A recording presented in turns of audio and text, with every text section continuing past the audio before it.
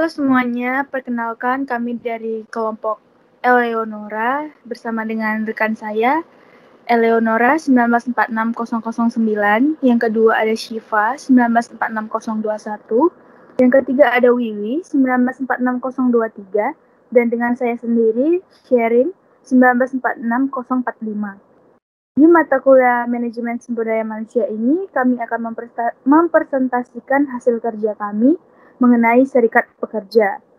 Yang pertama, saya akan membahas tentang pengertian HAM dan pasal serikat pekerja. HAM merupakan hak yang diterima terlepas dari ikatan kenegaraan. Suatu ikatan kenegaraan yang tidak menjamin HAM sebenarnya telah hilang dasar keberadaannya, menurut Harifin Atumpa 2010. Diterapkan dalam Undang-Undang 21 Nomor 2 Tahun 2000 tentang Serikat Pekerja atau Serikat Buruh.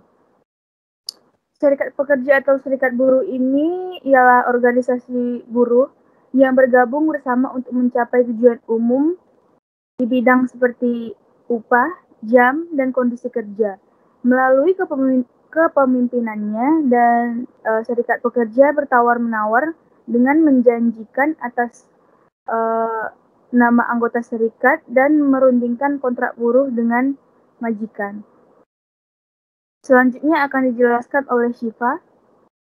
Selanjutnya ada fungsi serikat pekerja. Yang pertama, serikat pekerja adalah lembaga yang melakukan perundingan dengan pengusaha mengenai upah dan kondisi kerja. Yang kedua, serikat pekerja adalah bagian dari gerakan sosial yang bertujuan untuk memperbaiki kondisi kehidupan para pekerja. Yang ketiga, serikat pekerja adalah kelompok menekan yang mempengaruhi parlemen, administrasi publik, dan pemerintah. Next slide. Selanjutnya ada hak-hak serikat pekerja. Yang pertama, kebebasan berserikat. Yang kedua, perundingan kolektif. Yang ketiga, kondisi kerja. Yang keempat, pekerja anak.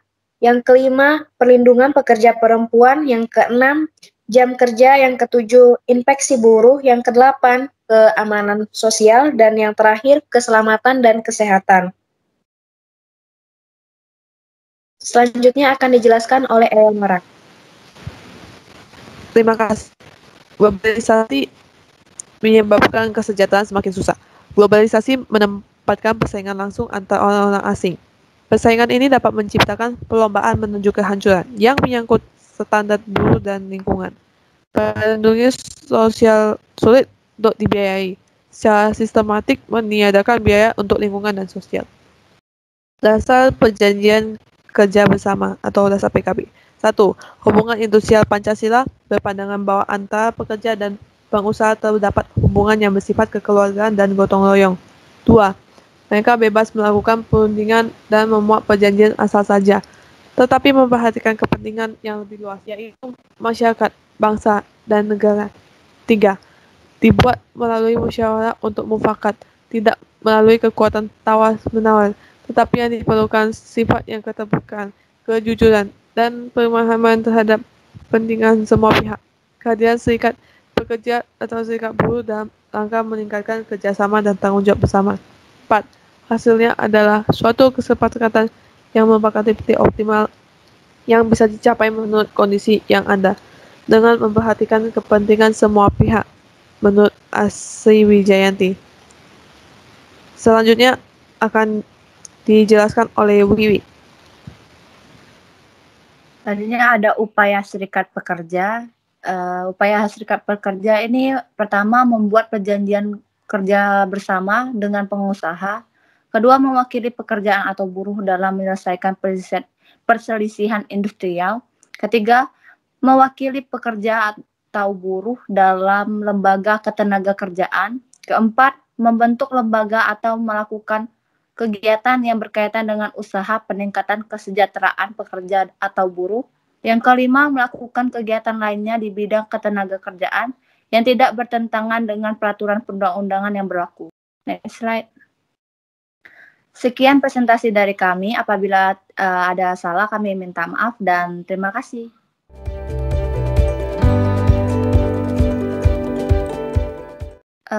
Saya mau tanya nih Kak, serikat pekerja itu kalau bisa nggak sih dibekukan? Baik, terima kasih Wiwi atas pertanyaannya. Serikat pekerja bisa tidak dibekukan? Bisa.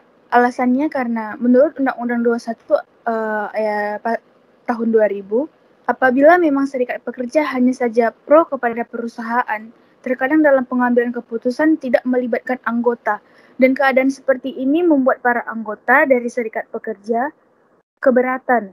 Maka anggota serikat pekerja atau buruh dapat menyatakan pembubaran serikat pekerja menurut anggaran dasar dan anggaran rumah tangga. Alasan lainnya juga banyak terjadi kasus korupsi atau pengambilan dana dari perusahaan dalam organisasi serikat pekerja ini, maka pembekuan itu dapat langsung diberlakukan. Gitu. Terus Kak, untuk serikat pekerja bisa nggak sih kita timbulin di kantor cabang gitu? Oke, terima kasih Wiwi atas pertanyaan keduanya. Itu boleh, karena menciptakan serikat pekerja di kantor cabang apabila serikat pekerja di kantor utama itu sudah terpercaya dan terselenggara dengan baik. Maka dari itu, sebagian dari perusahaanlah yang mengusulkan agar organisasi serikat pekerja ini membentuk tim baru di kantor cabang, gitu. Aku mau tanya nih sama Kak Siva, serikat pekerja itu apakah efektif jika ditetapkan sama pekerja atau buruh? Oke, terima kasih. Izin menjawab, sangat efektif karena serikat pekerja memiliki perjanjian kerja atas asas hukum. Maka dari itu, kewajiban dari serikat pekerja ini sangat membantu keefektifan karyawan dalam sebuah perusahaan.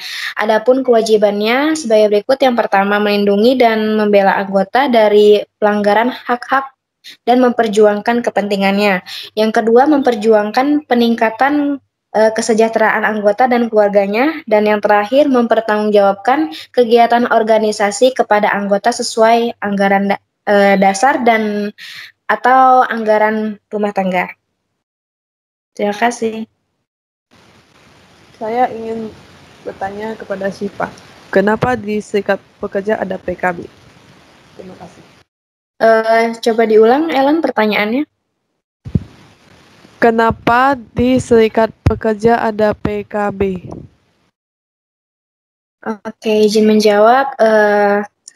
Jadi dalam serikat pekerja mengapa ada PKB? Karena PKB merupakan pedoman kerjasama antara pekerja dan perusahaan, di mana PKB akan membantu kedua belah pihak menyelesaikan masalah atau perselisihan dalam sebuah pekerjaan. Terima kasih. Baik, terima kasih Kak atas jawabannya, sangat memuaskan dan sangat membantu, dan semoga sukses selalu ya Kak. Terima kasih. Baik, terima kasih. Terima kasih.